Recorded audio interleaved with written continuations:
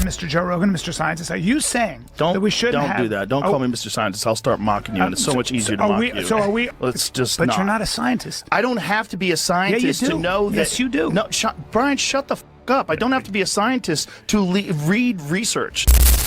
Joe Rogan is currently running so many experiments on his own body simultaneously that he openly admits he has no idea which one is actually responsible for the results. Hormones, peptides, supplements, cold plunges, saunas, and layered on top of all of it, a procedure he describes as essentially an oil change for his blood. The punchline to all of this? He says he feels fantastic. He just can't tell you why, and he has no clear way of knowing what any of it is actually costing him long term. That single admission captures the entire arc of Rogan's approach to health in one breath. Maximum effort, maximum spending, and almost no reliable way to measure whether any individual piece of it is doing anything at all. None of this is entirely new territory for him. For years, Rogan has worn the anti-mainstream label with genuine pride. He has always been far more drawn to alternative treatments, experimental wellness concepts, and unconventional thinking than to anything carrying the weight of peer-reviewed research. That's been a consistent part of who he is. But lately, it feels like he's shifted into a different gear entirely. As he's gotten older, the obsession with optimizing every measurable variable of his health, recovery, and longevity has intensified to the point where some people, only half joking, describe him as a full-time science experiment that happens to host a podcast on the side. The latest addition to that experiment is plasmapheresis, the procedure he compared to giving the body a full flush, clearing everything out and starting fresh. The moment he brought that into public conversation, a lot of people stopped and stared. Because the obvious question writes itself. The human body already comes factory-equipped with organs whose entire purpose is filtering waste and maintaining internal balance. Right. I recently underwent this plasmapheresis thing. Yeah. And that's supposed to remove a lot of that stuff from your blood, correct? So I'll tell you what, the next day, I was very tired that day, exhausted that day. But the next day afterwards, I felt like lighter. I felt like, whoa, this is crazy. Like I felt like I had more energy. Like it was like kind of late at night. I was like, I'm not tired at all. This is weird. Like I felt different, you know? And, so that would be great. Are you going to do it again? No, I just did it. I mean, I would do it again. The liver and kidneys have been handling that job quietly and efficiently for as long as human beings have existed. No appointment needed, no invoice at the end. So the natural question becomes, why would someone with no diagnosed medical condition pay a significant amount of money for a procedure to replicate something his own body already does at no charge? To be fair, and this part genuinely matters, plasmapheresis is a real and legitimate medical procedure. For patients dealing with certain specific conditions, it has documented clinical value. This isn't fringe pseudoscience. The issue is that Joe Rogan doesn't appear to fall anywhere near the patient profile this treatment was designed for. And that gap is precisely what prompted so many people to ask the obvious. Was this actually medically warranted, or was it another wealthy celebrity with disposable income sampling whatever wellness trend had recently captured his attention? When Rogan walked through it on the podcast, he didn't exactly clear things up. If anything, he made the picture harder to read. He admitted outright that he wasn't entirely certain what specific benefit the procedure was delivering. He felt good, but in the same conversation, he acknowledged that he is simultaneously cycling through so many supplements, hormones, peptides, treatments, and wellness products that he genuinely cannot isolate what is responsible for what. There is no control group. There is no baseline. There is just a collection of interventions running in parallel and a general sense that something in that stack must be working. If maybe I have low levels, because I certainly feel like my body, it felt refreshed, like I had less inflammation, you know, but that's like a 2-hour procedure. It's a pain in the butt. It's, you know, you got to sit there for 2 hours. You look like a psycho, you know, for like I should have taken a photo of what I looked like while I was doing it, because I was laying there and I had like cords in this arm and cords in that arm. So I had blood coming out of that arm and going back into that arm. It's really kind of nutty. How expensive? I don't know. Oh. Yeah, I don't know. But I'm sure it's not cheap. Yeah. Feel pretty good. But I do a lot of stuff, you know? Yeah. I do a lot of things to maximize my health, so it's really kind of difficult to know, like, what's doing what. Yeah, I just know all in all. You know, we always say, you know, in my field, you know, do one thing at a time. Right, of course. If you're doing science. Yeah. I'm not doing science. I'm doing chaos. Yeah. Well, you're doing, you know, your experiment of one, so. Yeah. And that's the exact moment the whole thing collapses under its own logic. How do you evaluate a single treatment when it's submerged inside a stack of dozens of other interventions all running simultaneously? That's the core problem here. If you change 10 things about your body at the same time and then report feeling marginally better, you haven't learned anything meaningful about which of the 10 actually moved the needle. It could have been the plasmapheresis, it could have been the peptides, it could have been a solid stretch of quality sleep. Rogan himself seemed to recognize this, essentially conceding that he had no real way to separate any perceived improvement from the extensive buffet of substances and treatments he cycles through on a daily basis.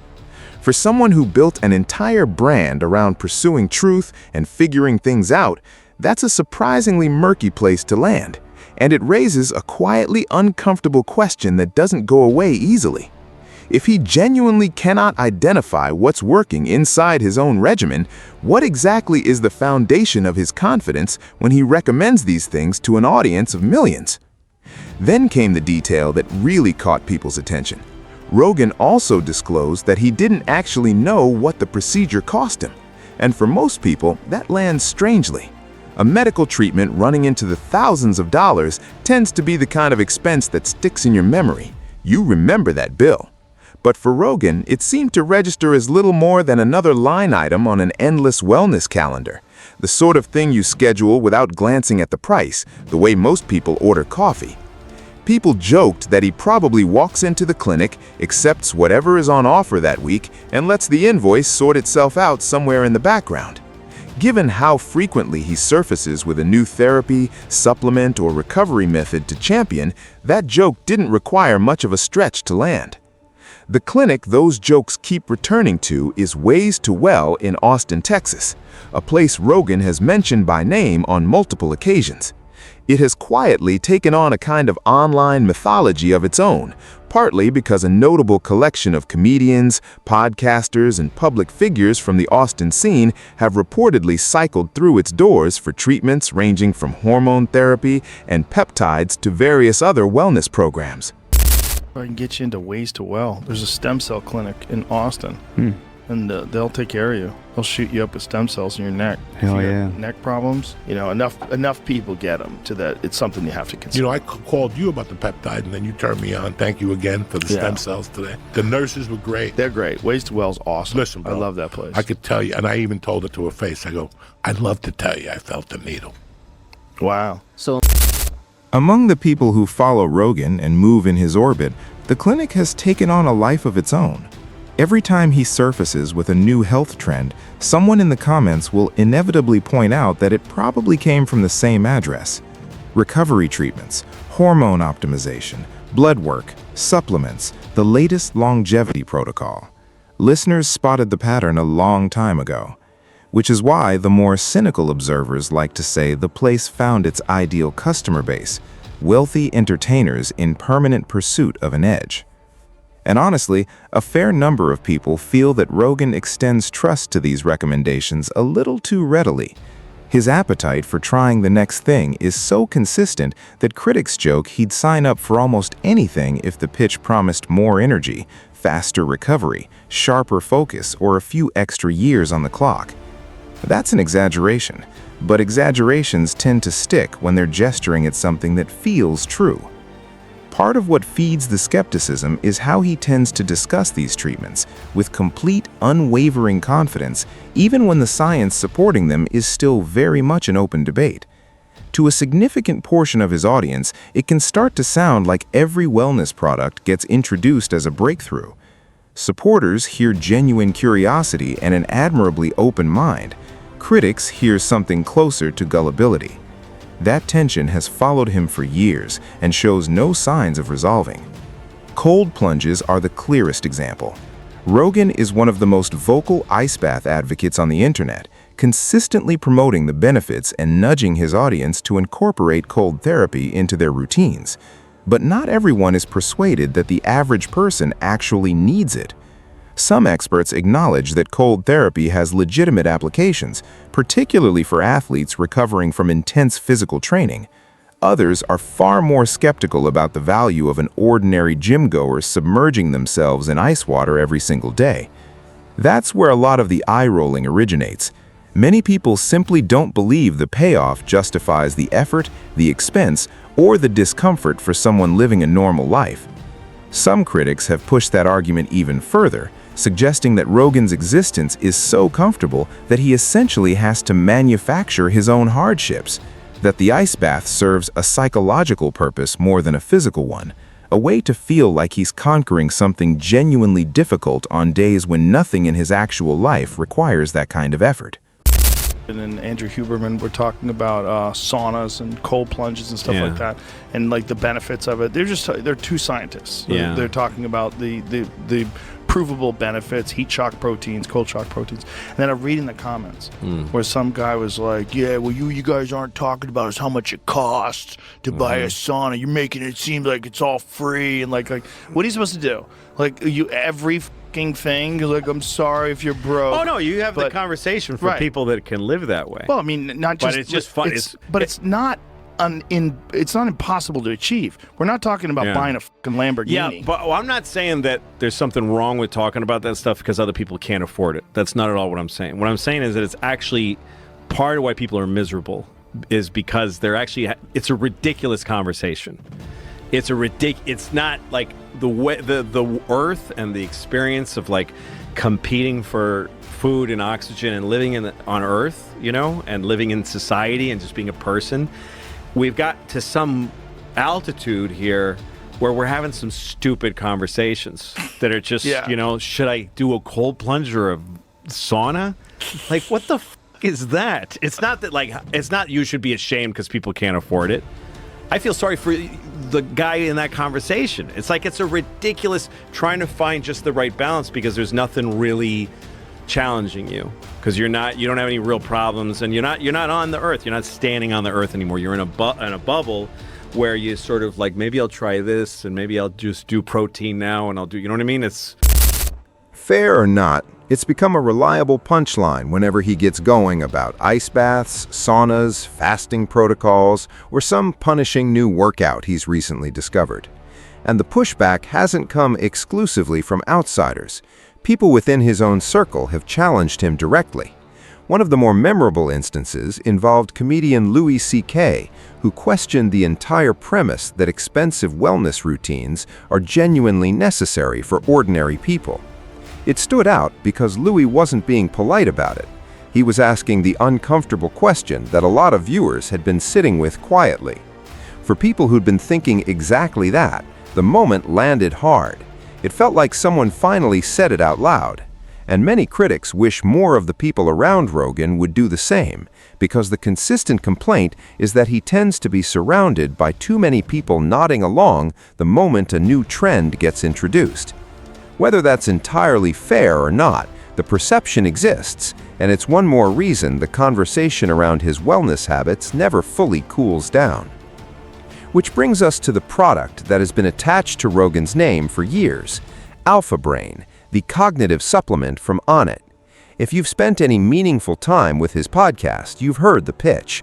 Focus, concentration, mental performance, all packaged into a capsule. He's promoted it more times than anyone could reasonably count. But the detail that really ignited the internet came during a conversation with Bobby Lee, when Rogan revealed he sometimes takes multiple capsules across a single day. He even joked about increasing the dose before sitting down with scientists or highly technical guests because he wants to be completely locked in for those conversations. That admission caught fire immediately, and for a specific reason. Alpha Brain has been a target of skeptics for years.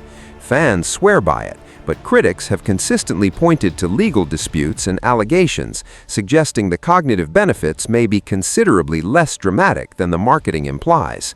That argument has never faded. So when Rogan starts talking about taking 4, 5, or even 6 capsules before recording, some people find it genuinely difficult not to laugh. It conjures the image of a man attempting to flip a superhuman intelligence switch before a conversation. Supporters frame it as dedication. Critics frame it as placing an enormous amount of faith in pills that may not deliver anything close to what's advertised. And that, more than anything else, captures the recurring shape of Rogan's entire wellness arc. Plasmapheresis, peptides, cold plunges, hormone therapy, supplements, whatever is generating momentum, he tends to dive in without much hesitation. Stick with the Alpha Brain situation for a moment, because it's the cleanest example of the broader pattern. Rogan has said he sometimes takes as many as 6 capsules before sitting down with guests like Lex Friedman or Graham Hancock, claiming it keeps him sharp and focused through those marathon conversations.